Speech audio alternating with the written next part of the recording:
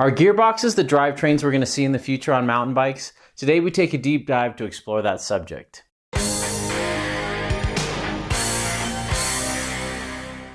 Today we're diving into gearboxes and we're focusing specifically on the Pinion C12. That's the most common and popular gearbox right now. A lot of this will apply to other gearboxes as well, but I have the most experience with Pinion.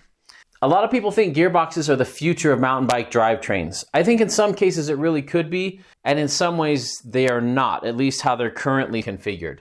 A lot of people love gearboxes simply because they're not derailleurs. We've got a lot of people that just plain hate derailleurs and love everything else. It's kind of like, I'm voting for candidate B because I hate candidate A so much. And if you go through derailleurs, multiple derailleurs a year, I could totally understand where you're coming from. And so anything other than a derailleur would sound pretty appealing. A lot of other people really like gearboxes. They're more pro gearbox than anti-derailleur. I'm kind of in the middle. I don't hate derailleurs. I actually think they're wonderful and they work really well for me. But if we can find a great way to remove them, especially from, a dangerous, vulnerable, less than ideal place on the bike, I'm all for that. Gearboxes do that, but they come with some disadvantages that derailleurs don't have. And today we're going to dive into those. Most drivetrains feel very similar, especially derailleurs. So whether I'm shifting with Shimano or SRAM or microshift, they all feel very similar in the way that they're used. Gearboxes are completely different, and it actually changes how you ride the bike. On a traditional derailleur, you have to kind of skip up the gears and progress from gear 1 to gear 2 to gear 3, and the chain climbs up those. On a gearbox, you don't have to do that. You simply shift to the gear you want to be in, and it's there. It's kind of like when you're driving a manual car, and you can shift from second to fourth if you want, and skip third. There's no chain climbing a cassette in here. It's just a transmission inside engaging different gears to have the ratio that you want. Because of that, you ride it differently. So you kind of have to change your mentality of shifting on one of these bikes.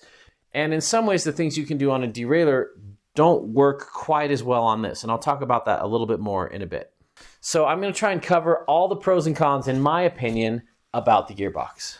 The number one benefit for a lot of people, especially those in the I hate derailleurs camp, is that it gets rid of the derailleur. There's no derailleur dangling off here. It's not hanging down with the long cage, getting hit by rocks. We've got a totally straight chain line. There's no weird, cross chain going across there as you go through the range.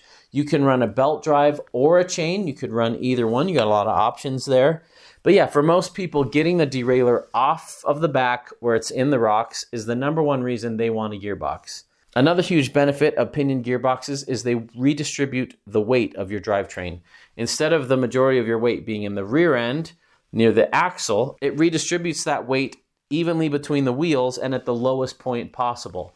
On full suspension bikes, you feel it even more. We call that unsprung mass, or the mass that has to move when you hit a rock. Pretend your shock had no air in it.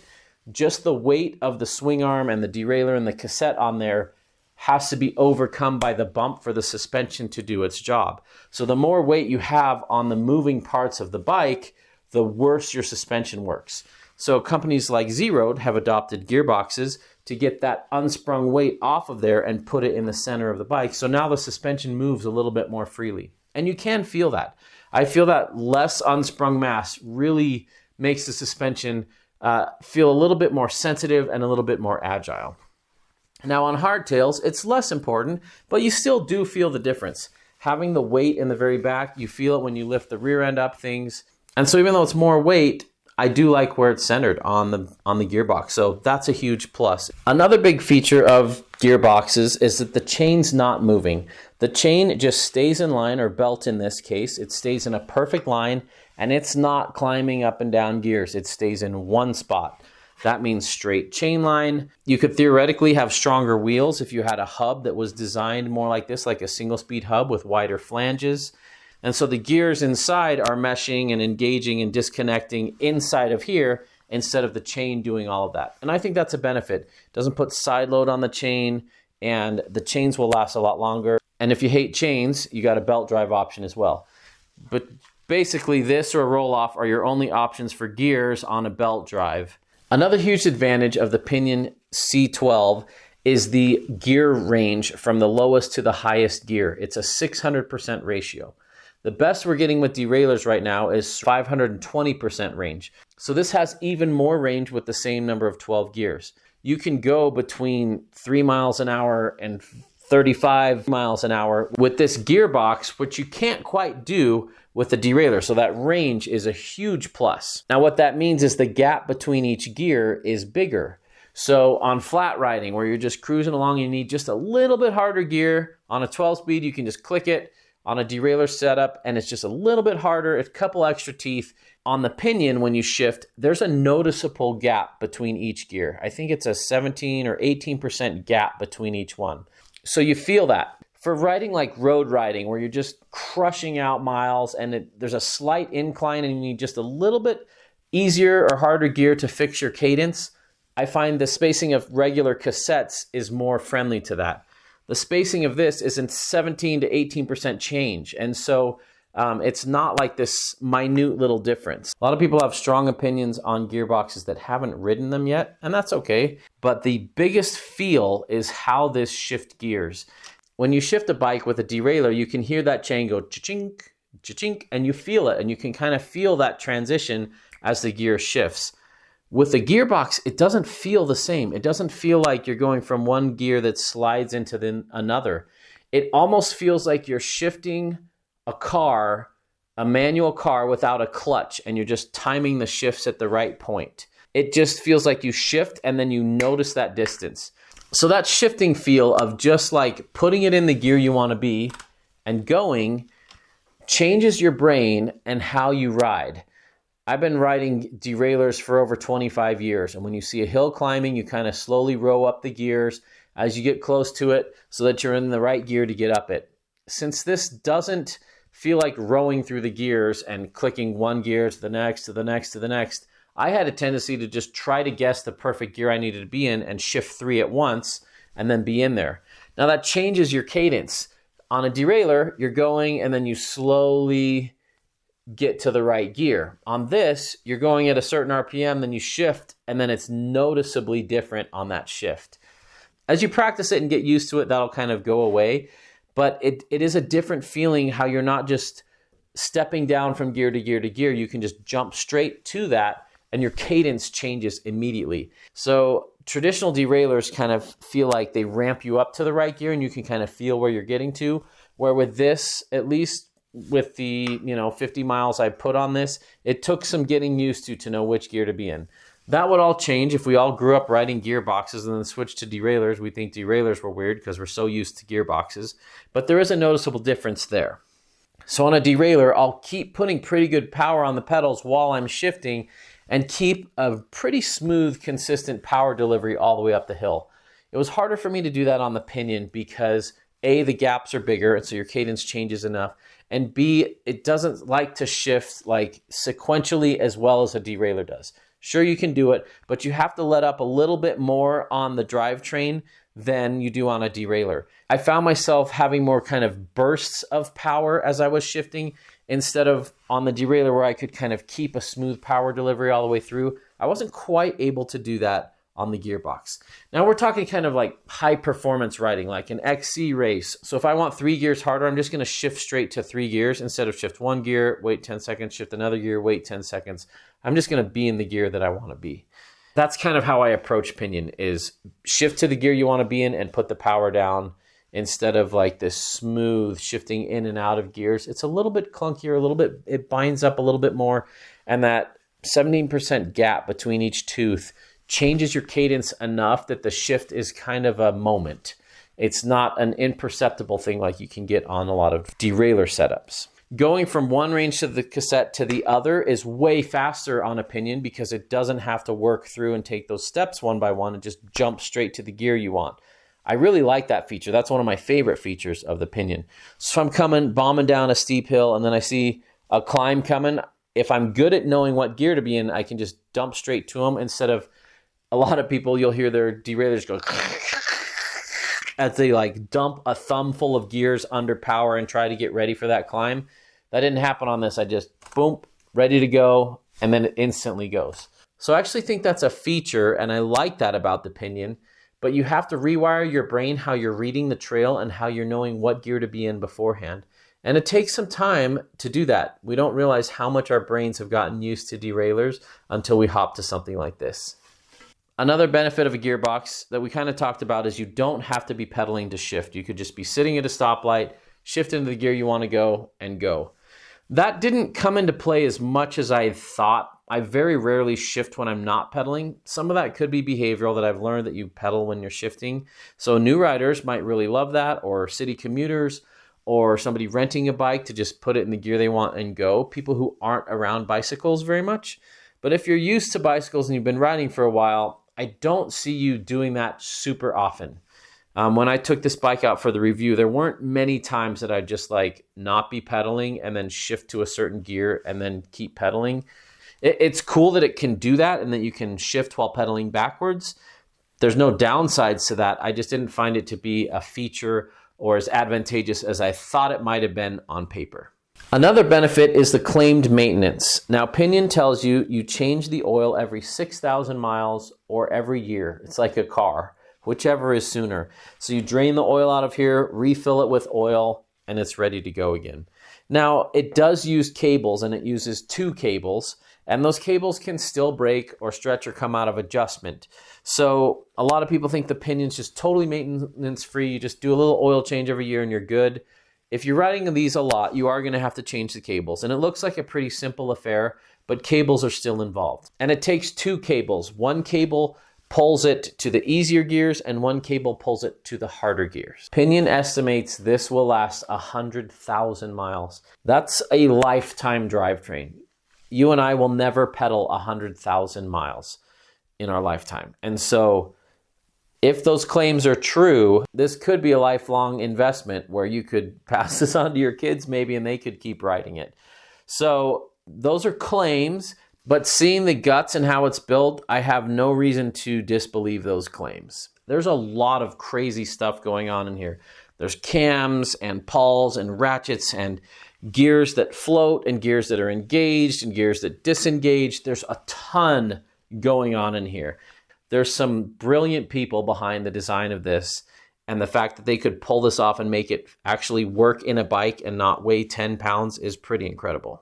One other benefit is the great reduction of wear parts. So you don't have a cassette that's wearing out. You could potentially wear out these chain rings and these cogs. I doubt it, especially with a belt.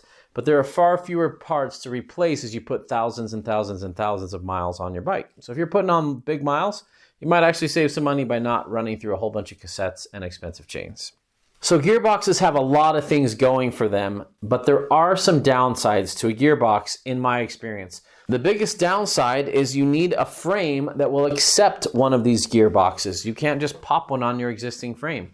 So if you got a frame that you love the suspension of, or you love the geometry, and you wish it had a gearbox, you can't just stick it in the bottom bracket. It needs this special cradle to accept it. Now that means it's harder for builders. That means they might need to make a gearbox version of all their bikes and a regular standard BB version of their bikes with a normal bottom bracket. And that adds cost, and that cost is harder for them to run a business, and it makes bikes more expensive for the end user. Your options are also very limited. I think there's about 100 models for gearboxes out there. That's rising every day. But there are thousands of models that don't have gearboxes. So if you're dead set on a gearbox over anything else, your bikes are going to be limited which ones will accommodate that. Hopefully that changes as these gain more traction. Another disadvantage to the gearbox is the weight. It weighs more than double the weight of a SRAM GX Eagle drivetrain. And that's noticeable. At least they've centered all the weight in the middle, but it's kind of a hard sell anytime something is double the weight of what we're used to. It's also a complex system. Now, theoretically, you'll never need to service this. Maybe you'll swap cables every couple years and do the oil change. But if something ever should go wrong, good luck finding a mechanic that knows the guts of this thing and can fix it. So there's a very small likelihood that you develop a problem with it. But should you develop a problem with it, like you're in Moab riding whole enchilada and something happens, you're not going to be able to just run down to the bike shop in town and be like, hey, I need you to just tweak my pinion and get it working again. They're not going to know what to do with this thing at all. So the likelihood of that's very, very small, and that's kind of the idea behind this. Make it as robust, as beefy, as strong and maintenance-free as possible. But in the unlikely event that something did happen, finding someone who can service it is going to be next to impossible. Another disadvantage is how expensive these are. You're not going to find them on bikes under $3,000 very often. That said, Priority has done a great job with this 600X, making it affordable with a gearbox. There are 3 particular downsides to the Pinion C12 that will prevent it from becoming my everyday drivetrain on my personal bikes for how I ride and where I like to ride. The first one, which this is very rarely talked about, is the engagement. We talk about high and low engagement hubs. That's how much slop there is in the teeth of the hubs when you pedal a bike. The Pinion is like having a second hub on your bike, and it has really poor engagement. Look at how much slop you have in the drivetrain before it grabs. So if you're going for a technical move or a half ratchet, or you need to put power down at a perfect moment, some of that will be wasted on slop. So in higher performance applications and riding really technical stuff, it falls pretty short. So not only does it have its own poor engagement here, but it multiplies with the poor engagement of the hub. So even if I had an i9 back here, a Hydra hub, which is a very high engagement hub, there's still that like half a degree of slop there, plus the who knows how many degrees here. It just compounds that slop. If you've got a regular drive, a regular nothing to write home about hub, here I've got a fair amount of slop in this, plus the fair amount of slop in this. It just doesn't feel very high end when you go to put power down and there's a delay or a clunk or a rotation without it being engaged. Now, I probably overemphasize this on my channel more than most people need to know about it. But where I live and the type of riding that I love to do, it involves trialsy moves and steps and power moves and things that aren't dangerous but are nice and challenging, especially on climbs. And a Pinion cannot provide the performance that I've become accustomed to with a traditional derailleur setup. So that slop is definitely something to talk about. The next thing that's really hard for me to buy on with this as my everyday drivetrain is the inefficiency in it. So it's got all these big heavy steel gears rotating in it at all times when you're pedaling. They're all spinning in there right now. Even though only 2 or 3 might be engaged for the gear that I'm in, the other ones are still rotating. That's rotating mass that's doing nothing. And you definitely feel it. The first time I rode a Pinion, I thought something was wrong with the bike. I was just like, my friends were just totally leaving me. I was gassed, totally out of energy, and they'd wait 5 minutes for me to catch up every couple miles. And I'm like, I don't know what's wrong with me, guys. I'm in good shape, but I just cannot keep up today. Well, we swapped bikes and even swapped with a different Pinion bike that day with my buddies, and they couldn't keep up when they were on it. It was noticeable. It was very noticeable. And so that inefficiency needs to be talked about. From a high performance standpoint, or even just like going for a trail ride on my lunch break where I just want to go knock out an hour, it tires you out faster and it just feels slower and a little bit more lethargic. For bike packing or touring, no big deal. You're already loaded up with stuff. What's a little bit less efficiency? But for when we're used to these high performance mountain bikes that just feel snappy and energetic and exciting, I do not get that with the Pinion. It feels like my tires are full of water, or I'm running full downhill casings with cush core in them. It just has this sluggish, non-energetic feel. You don't feel it right away. The first half hour, you don't notice it. But after an hour, you're just like, man, why am I so tired? I can definitely feel that extra rotational weight in there. And so since all those gears are moving, that's wasted energy because they're not even doing anything. They're just staying there to stay synced in case you do shift. So that's a deal breaker as well. For my everyday bike, there are still some bikes I would love to have this on, but for my everyday trail bike, it's not going to cut it for that. And the third thing that's a disadvantage for me, in my opinion, is the frame design. I talked with Binary and I'm like, could we ever make a Pinion Maniac just for fun? Because I think some people have been asking for it. And we realized that the shape of the cradle, there's no way we could get the geometry measurements that we need to on that bike with the space that a Pinion takes up. I can't get those short chain stays. I can't get that big tire clearance in there. That's why you mostly see them on long chainstay bikes. So if you like short chainstays, it's really hard to make them work with a pinion. So that's something I didn't realize either until I started trying to design some bikes around them, and I realized, man, it takes up enough space that it's really hard to get the yokes where they need to be around that. There are two disadvantages that it seems like everybody already knows about, but I'm still going to cover them. The first one is that it has a grip shift only. To me, I don't mind. I actually think grip shift is better than a trigger shift because it has those two cables and you're pulling it both directions. It pulls on that cable both ways. It's kind of like a chain on a garage door or something. You have to pull it both ways. Because we don't have a return spring on it like we do on a derailleur, you have to have the shifter mechanism be able to pull one cable when you're going harder and pull another cable when you're going easier. That's why we don't have a trigger shifter option on here.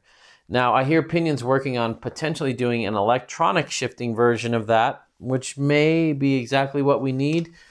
But for those of you that don't want electronics and want a simpler thing, that's the step in the wrong direction. Now, I love grip shift, and I think most people's complaint with grip shift is how much of your grip it takes up. And when you go to jump or bunny hop, you can end up twisting the shifter instead of having a firm grip. I'd love to see an option with like a 1 centimeter wide inner ring that you can grip, or like have to grip a bigger section or something to shift and still be able to run a regular grip. I think that would solve a lot of people's problems. But I know for some people, they simply will not buy a pinion because it does not have a trigger shifter, and it's trigger shifter or die for those people. It's funny the things that we will go and carry to our grave, and I have some of them which make no sense, but it's just how I am. And the second thing that you hear of all the time, the biggest disadvantage with pinions is they can't shift under load. I haven't found that to be particularly true. I can shift them under load, but the harder the load that's on them, the harder it is to shift them and disengage them from that gear. And from what I've read, it's not because the teeth can't do it. It's because we can't generate enough torque on these cables to actually pop it out of gear. So if Pinion ever does come up with an electronic shifter, that electronic shifter will hopefully have a motor strong enough to still shift when you've got a lot of load on it. The more you ride these things, the more they kind of break in and the gears mesh a little bit better from what I've been told. And I've ridden one with maybe 5,000 miles on it, and it did shift a little bit smoother than a brand new one. A lot of people will say, well, you have to completely stop pedaling to shift. That is not true. That has not been my experience. Yes, it does shift really easily when you're not pedaling, but you can still be pedaling along with it when you shift. But if you're up on a hill and you're putting on max torque and you just need an easier gear or two, you have to let up significantly to make that shift. And so, like I said, it's kind of a different mindset of how you're approaching your drivetrain. If we're used to derailleurs where you can just hit a button and get an easier gear instantly, it's different. It's more like in a manual car. When you're coming up to a hill, you push in the clutch, shift, let out the clutch. You kind of have to do that with your legs. You spin up, release most of the tension, shift, and then put the power down again. Significantly more than a derailleur option. And so it's worth mentioning because you do notice it and you will miss a couple climbs because of it. But that mostly applies to like technical riding. For touring, bikepacking, kind of flatter, more mellow stuff, it's not going to become an issue. As we talked about, it requires two cables, one to shift it one way and one to shift it the other way. And that means more cable management up front, and it's a little bit less tidy cockpit. That means if you're internal routing, more cables inside of here and more cable management as it exits as well. Priority's done a really nice job keeping that tidy, but it's just one more cable on your bike, worth mentioning. So like we said, this has the widest range available of any drivetrain right now. And with that comes the disadvantage of those 17% gaps between each gear. And that gap is a disadvantage when you're pedaling on flat terrain or putting down the miles. You need just like that little bit different cadence. The gap's enough that when you shift, you definitely notice it and you feel it on your cadence and how that changes. So let's talk about who I think are the perfect candidates for a gearbox bike. I think gearboxes make a ton of sense for commuters who don't want to worry about a chain, who don't want to worry about adjusting their drivetrain. They just want to get on and go. I think it makes a lot of sense for that. I think it makes a lot of sense for trekkers. I think it makes a lot of sense for tourers. I think it makes a lot of sense for bike packers, places where the bike is in a lower performance environment. It's a tool to get you from A to B. If it's a little bit less efficient, no big deal. If it's a little bit heavier, no big deal. If the slop in the drivetrain's there and it's not the highest engagement, no big deal. It's a workhorse. It's kind of a tractor. It gets you there and it does its job, and in theory, reliably, without any issues and with less wear and tear. I think this makes a lot of sense for people who are stressed out by derailleurs. There's a lot of people out there that derailleurs are their Achilles heel, that they just hate derailleurs. Like, their derailleur's always clicking. It's never quite shifting right. It's just making noise and it stresses them out. If derailleurs stress you out and you want multiple gears, your two options are an internally geared hub, which has pros and cons, or a gearbox. And I think most people would choose the gearbox. I also think gearboxes are wonderful for newer riders. It's amazing how much we forget what it's like to be a new rider, and even things like you have to be pedaling to shift. I coach on my local high school mountain bike team, and it blows me away how we'll be sitting in the parking lot and the kids will just be click, click, click, click, click, click, click. Oh, I need to be in a hard gear when we go. And they just stand up and just mash on the pedals and just as the derailleur tries to climb up all those gears or dump all those gears, and then they wad up their whole drivetrain. New riders don't think about that sort of thing. They're not thinking about the mechanics of what's going on when they push that button. They just think, I need an easier gear or a harder gear. I'm pushing it. It will happen when I need it. With a pinion, it actually does. You just turn this knob, it's in that gear, and you go. And so I think it will appeal a lot to people who aren't high-performance riders and just riding all the time.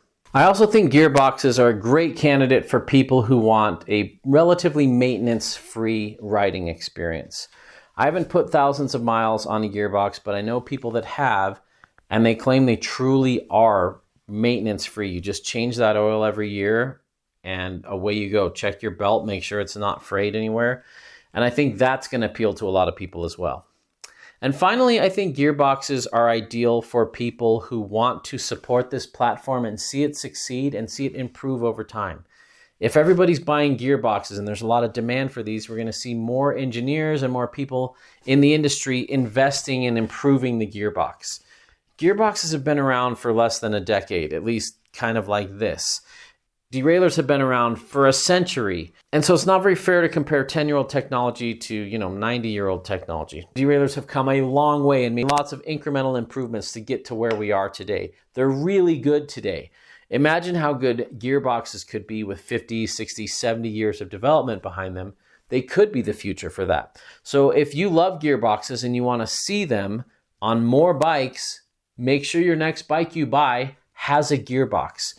You're never going to see a gearbox on a Specialized or Trek if nobody buys them on these smaller boutique companies that are doing outside of the box things. I think a lot of people that want to see this improve should put their money where their mouth is and buy it and support it as it is so that it will get more demand and improve over time. So who is the gearbox not for? I think it's not for those super high performance riders that want to win races, that care about weight and technical moves with the slop in there, not for trials riders. I don't think it's the ideal situation for people that are doing 100-mile epics like Leadville and trying to win Leadville or trying to set the fastest known time on White Rim Trail. I don't think you're going to see that done on a pinion, at least in its current form. There's just a performance disadvantage to running this with. It's also not going to be appealing to weight weenies. We got people that will, run latex tubes in their bike to save 50 grams on their tires. There's no way I see them buying a drivetrain that's double the weight of their current drivetrain. So if you want like the lightest bike around or the absolute fastest or the most energetic, and you want something that's zippy and fun and lively when you put power into it, I don't feel like a gearbox is for you. I feel like this is more an old Toyota Land Cruiser that just goes forever and never dies. It's not fast, it's just old reliable and old trusty. I feel that way with gearboxes. And for a lot of people, that's really what they want in a bike is I just want to pick it up and have it work when it goes and not have the gears grinding and not have to mess with the derailleur, and I just want to go. A lot of other people are looking for a custom-built, high performance race car for driving in the races. And I don't think this is it. I think they're going to want a wireless, super light, high performing derailleur that gives that snappy acceleration with a high engagement hub that you can't get out of this. So it's kind of interesting to think who is going to be buying these. You've got to be able to pony up a couple grand for a bike. And that eliminates like 80% of the riders out there. In my bike consultation service, where I help people one-on-one pick the perfect bike for their riding environment and budget, most of their budgets are under $2,500, so they're priced out of the Pinion right off the bat. So it needs to be someone willing to spend money, but not be super high performance on their bike. And most people that don't need high performance aren't willing to spend $3,000, $4,000, or $5,000 on their bike. So it's really interesting. It just kind of depends. I'm trying to wrap my head around who is the perfect client for the Gearbox. I think it's Ryan Van Duzer, who created this bike, and people who are going to put lots of miles and want maintenance-free miles and don't care about the slight performance disadvantages for the reliability and the strength that it provides. It makes a ton of sense when you're riding a bike like that, just covering thousands of miles. It's up for anything. It's got that wide range, so whether you're winching yourself up a fire road that's super steep or bombing down a paved trail or road where you want to pedal and get some distance, that wide range makes a ton of sense. I think Ryan Van Duzer types are the perfect people for a Gearbox. I don't think you're going to see Kate Courtney on one of these. I don't think you're going to see Jackson Goldstone on one of these, though who knows. It's just really interesting to see where this fits in the world of bikes. So our Gearboxes, the future of mountain biking. It's got a lot of hurdles to overcome to become the standard drivetrain of mountain bikes. And I don't think it's going to take over derailleurs anytime soon. That said, for certain people, it is the future. For bike packers, for the Ryan Van Duzers, you absolutely need to try one of these. I think it's going to solve a lot of your problems. And if you got the budget, great way to go for that. If you're trekking across the United States and riding from one end to the other, or going from Alaska to the tip of South America, this is the drivetrain I would choose. If you're into an energetic riding experience and you want a lively feeling bike and just feel like a kid again, I wouldn't choose it. And so since all of us ride in different places and have different budgets and have different things we want out of our bike, I don't think there's one drivetrain that's going to do all of those things perfectly. Gearboxes are different enough, though, that it is a significant change in how a bicycle is ridden and how you read the trail. It's a very different riding experience, for good and for bad. And so it's worth paying this much attention to dive deep down that rabbit hole to talk about the pros and cons, because it really does change how you ride the bike. Dumping 5 gears at once is very different than what we're used to. Not shifting under load in the middle of a climb is very different than what we're used to.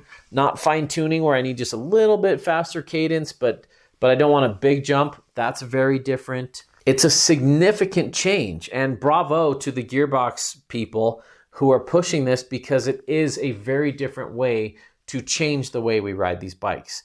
So for it to become the future, I think we're going to need to see more people support it in its current form. If everyone says, oh, I'll wait till version 3, version 3 may never come because not enough people support it with their pocketbook. So in 90 years, when Gearboxes have the history that derailleurs do, what are we going to see different? We've got to see some better engagement. We've got to see better efficiency where those gears aren't just spinning all the time and wasting that energy. And I think we'll see a smaller form factor, and hopefully it won't affect the geometry of the bikes too much. That said, for only being around for 10 years or less, it's amazing what this can do. I guarantee a Gearbox rides far better than a derailleur that came out 10 years after derailleurs were invented. And so I have high hopes for the Gearbox. So the nerd in me really wants to see the Gearbox succeed. I think it does so many cool things that you can't do with a different drivetrain. I don't hate derailleurs. I'm a bike mechanic. I've been a bike mechanic for 25 years, and I can tune them to do exactly what I need them to do and be dead silent and shift every single time. And I don't hate them. I don't have a problem with them. In fact, I think they're excellent, and they give me all the performance that I need. That said, I'm very intrigued by Gearboxes, and I can't wait to see where they go in the future, but they will only improve if we support them and purchase bikes with them. I'm curious to hear from you. A, have you ever tried a Gearbox bike, and what did you think of it?